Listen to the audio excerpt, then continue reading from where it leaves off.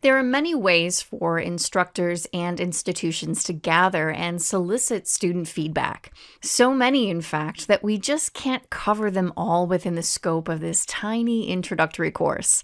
But looking at all the possible forms of feedback out there, they can be categorized into two basic categories: informal feedback or formal feedback. Informal feedback, as you would guess, is more casual and sometimes impromptu, more relaxed or laid back, sometimes spontaneous. This kind of feedback is often given in class or directly after class, freely in the form of direct Q&A between the instructor and the student, or through some kind of ticket, email, or post-lesson card. Now, with formal feedback, however, this feedback is planned. Everyone is encouraged to participate, even though it might not be required.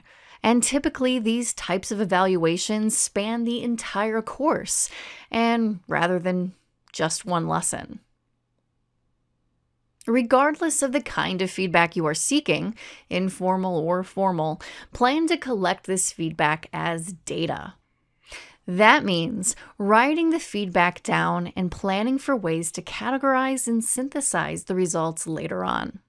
Now, for formal evaluations, that's easy. For formal evaluations, your students will be filling something out either on paper or, more than likely, something electronically. But for the informal feedback, especially the more impromptu, spontaneous types of feedback, as the instructor, you will have to be a bit more diligent in collecting those responses and recording that feedback for later use. And that we will talk about in a little bit.